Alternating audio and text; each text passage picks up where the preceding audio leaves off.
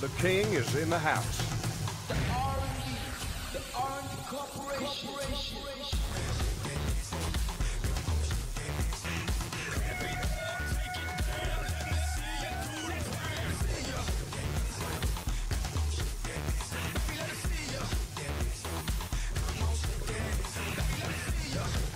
All decked out.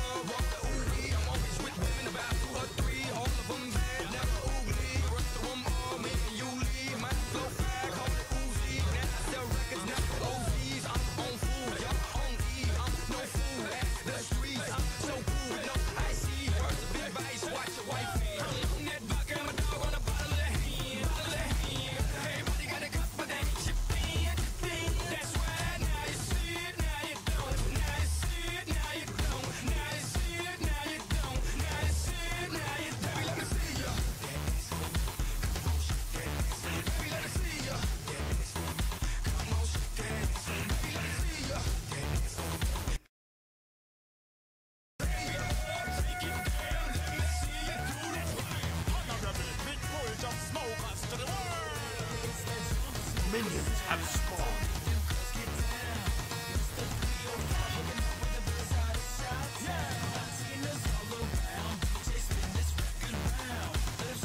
Stick around. Pardon me. Blitzed as usual, baby.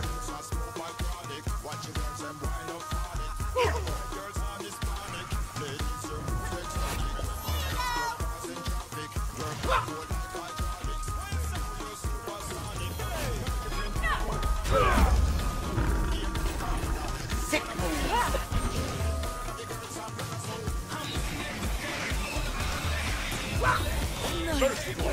Right on.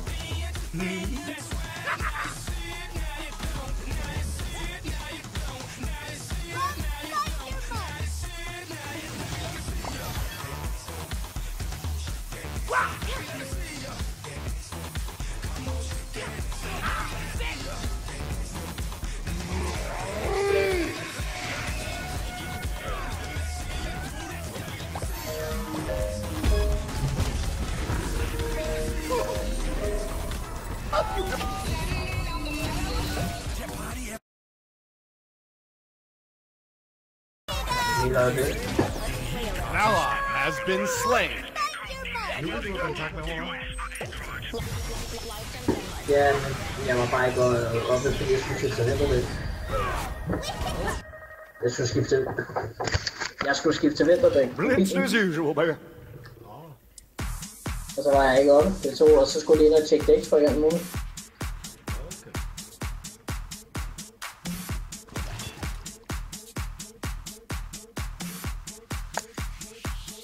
Men ja, når du er færdig med dit spil, så kan vi...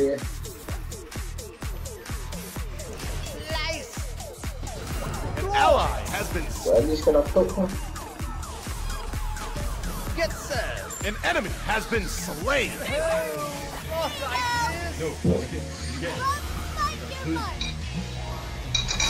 Shoot! Ja, så går for fæver. Jeg lavede PP på den 3 meter høje mere.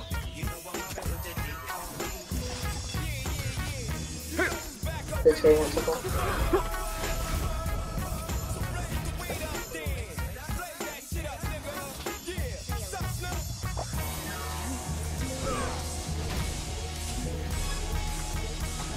Men jeg er stolt på den. Right on.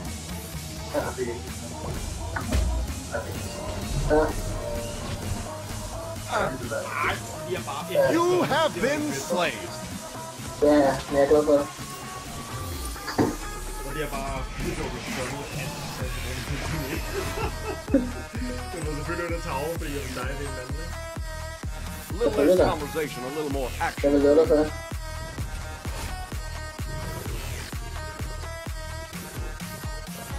Blitzed as usual, baby. An enemy has been slain.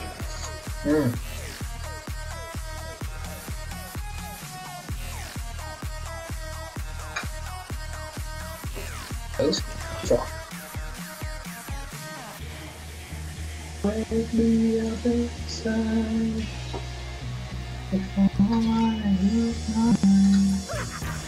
on. Ja, på den måde. Gør det bare sådan her, gør det, ja det gør så.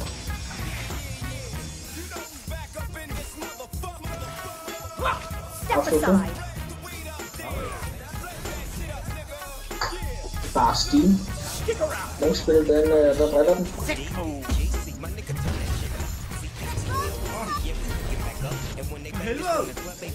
You have been slain. An ally has been slain.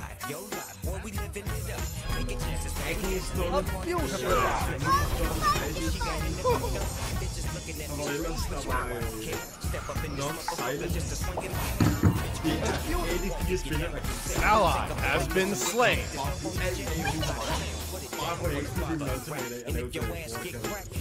Hvad er du? Hvem er du? Du har ikke lige så sige runde, kan jeg høre, som der havde med... Som der lige så spændende.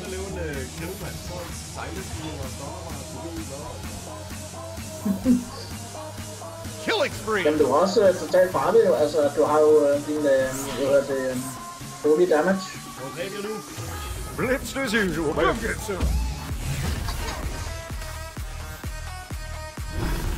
Your middle tower is under attack.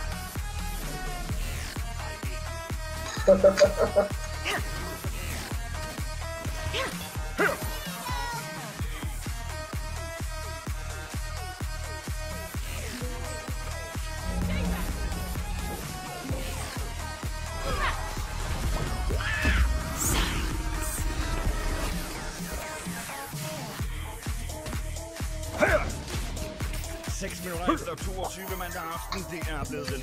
december. Hej med du på Party FM. Party FM-festen starter her. Jeg skal starte med at bringe en undskyldning. Jeg faktisk skal bringe en Thorslagsen. Undskyld, jeg ikke har været her rigtig længe.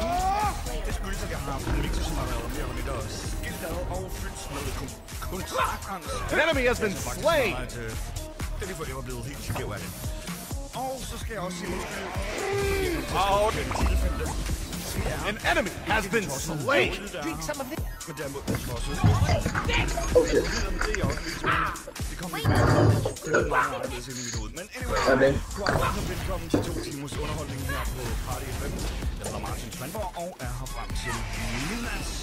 Det var Snoop Dogg og Dr. Dre, Art of Right remix nummer der hedder The Next Episode. Lige om lidt, hvis jeg kan få teknikken til at virke, så skulle jeg gerne åbne for telefonen og telefonnummer og sådan noget. Det kommer alt sammen senere. Jeg har lige nogle ting, der driller mig her og sådan noget. Der blev også nogle... An enemy has been slain. Step aside. Lige pludselig skrev alting error, selvom jeg... You have slain an enemy. I got my first kill. Godt igen. Uden flere afbrydelser. Right on. Jeg kommer lige til at ville Superman ud af bordet. You have been slain. Hvorfor var jeg Velkommen til Martin Svendborg bag mixeren.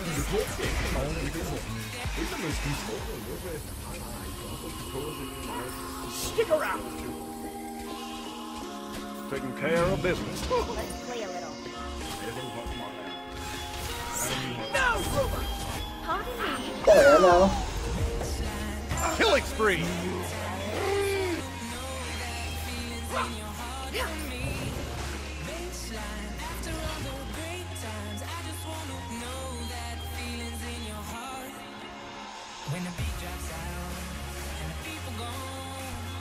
Blitzed as usual, baby.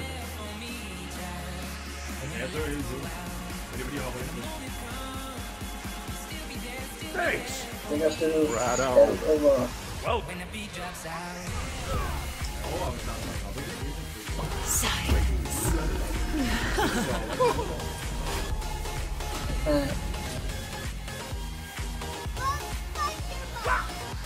Ikke noget med Jack Tower, det er noget med Jack Tower.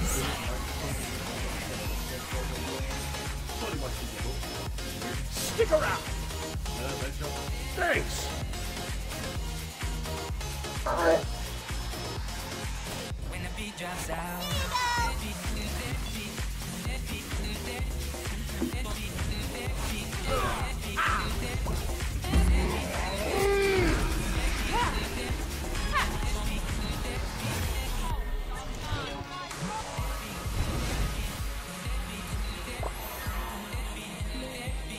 thật sự đi nào không? Đây là phấn nộ. Có thể phấn không?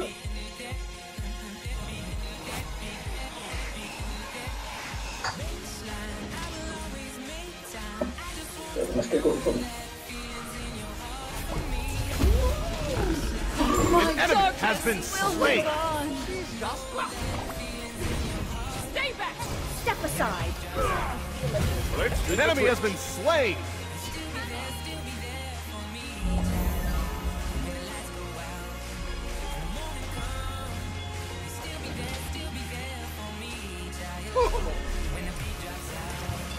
Stick around.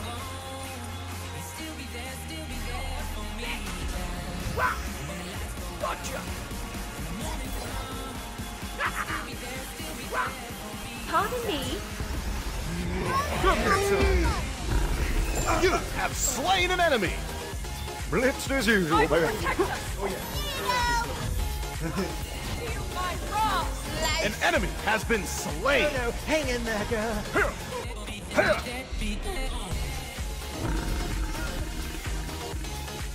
Oh yeah.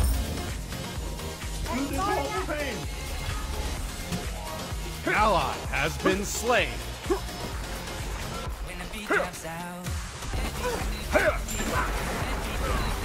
Your team has destroyed a middle enemy tower.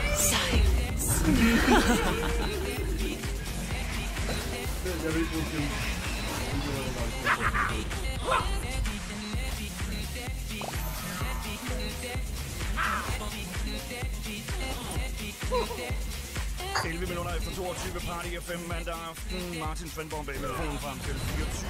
Og nu kommer jeg også i tanke om, hvad det var, jeg siger. Naturligvis en uforbeholdet undskyldning til mine naboer. Det er således, at jeg bor i et ældre lejlighedskompleks. Right on.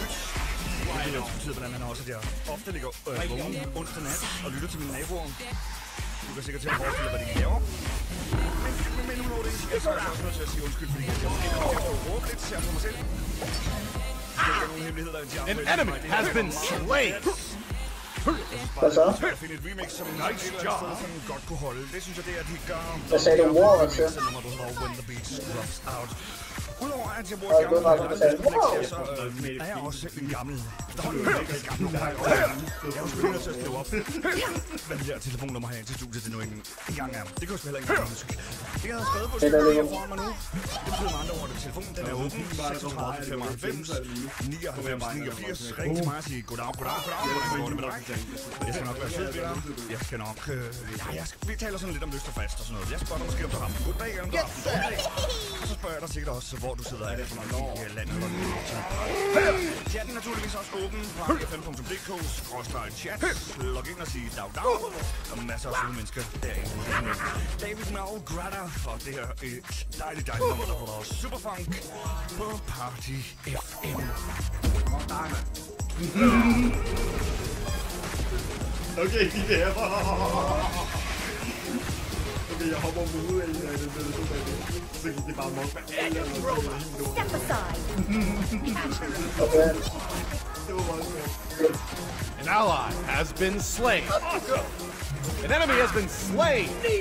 An ally has been slain. Get set. An out move.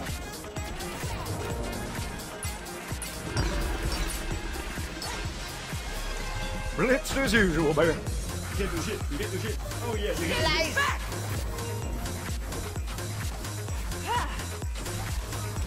Come get some. You're so lonely. You have been slain. All decked out. On my way. Your middle tower is under attack. On my way.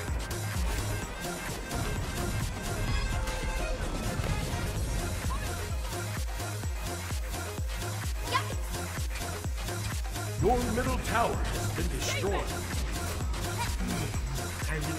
Wait for me. Hvad siger du? Det er ikke fuldt ud af, hvis det er bange for.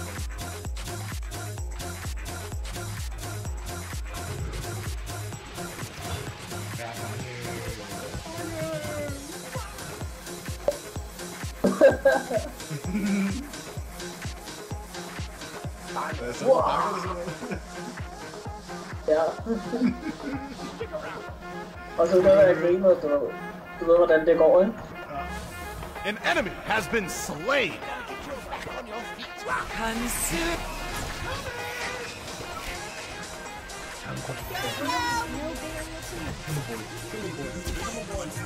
Killing spree. Oh yeah. Surprise! Step aside! An enemy has been slain. An ally has been slain.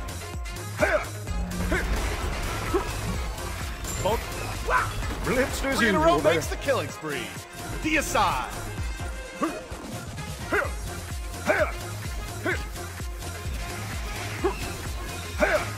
Come get some.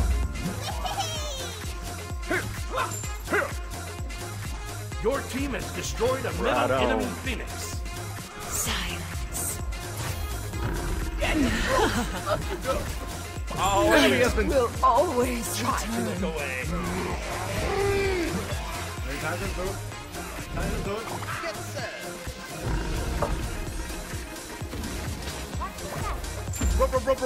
Rampage.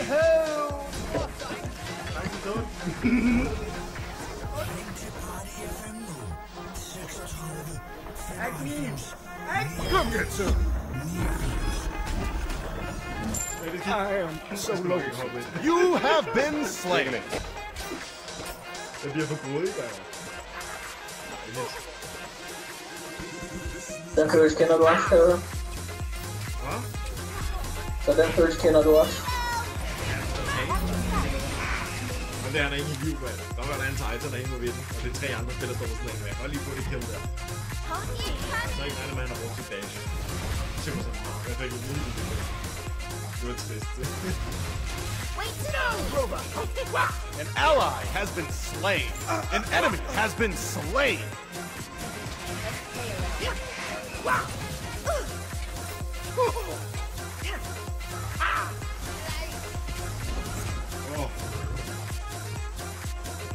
Right on. Jeg kan sige så meget, der er ikke så meget. Oh yeah. Men okay, vores indtag, han har ikke eneste ting, altså. Shut down. An enemy has been slain. Be careful. Retreat. An ally has been slain. Det er altså forkælet, selvom jeg Ja, okay. et skridt nærmere mig. De får ally has been slain. modtaget en pakke kalender fra min mor. Sorry. Jeg har verdens bedste mor. Ærgerligt. Ja, jeg var modstander. Til hende. Og måske skulle du prøve at sætte din mor. Eller far. Til at lytte til Party FM. Det kan da være meget hyggeligt lige at sige hej til din mor. Eller kom det ud forkert. Telefonen åben 36 95 99 Det er bare 89. den lyver om til modstanderen. Hej. Kan du ringe og sige? Du kan komme med et musikønske. Du kan også... Ja, du kan bruge vores sms. Hvis du har lyst til at blande med musikken. Party FM i mellemrum. Og så er det 12,72. 1 krone plus almindelig trafikafgift. Du kan også smide en tiger i nakken af Party FM. Send en besked til og så.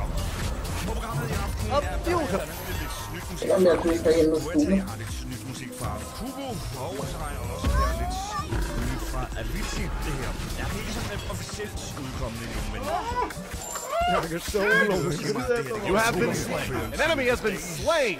Ja, og fra Base, ja, så går vi til Little less conversation. Double kill. meget opfindsomt. Men et ganske Avicii All the Nights.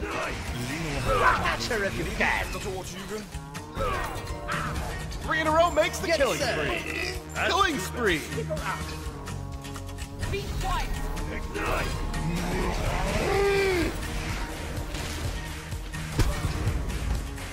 An ally has been slain. Deicide. Your middle tower is under attack.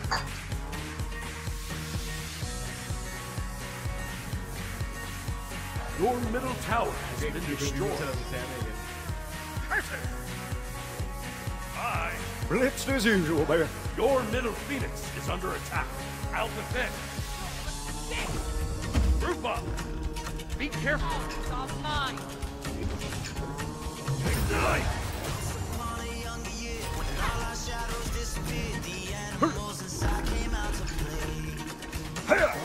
Come get some.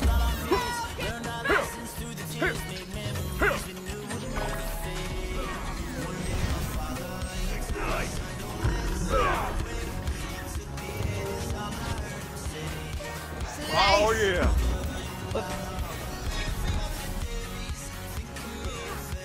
An ally has been slain.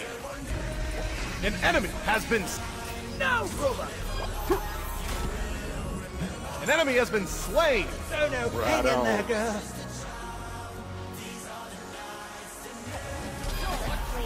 Come get some. An enemy has been slain. As usual, baby.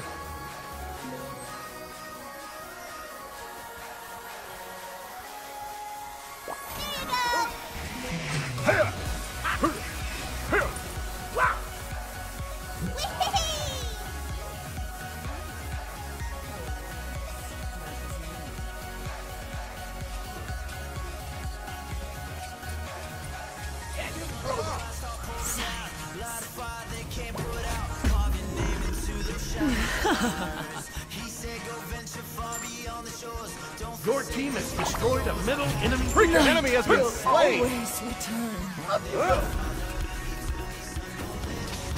Oh yeah. Double kill.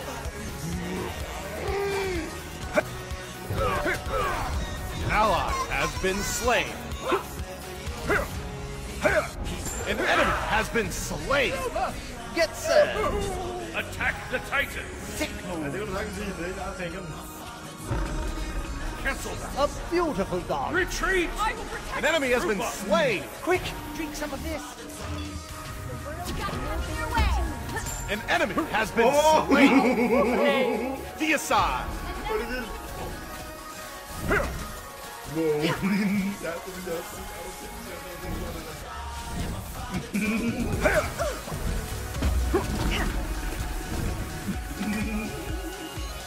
Nice job.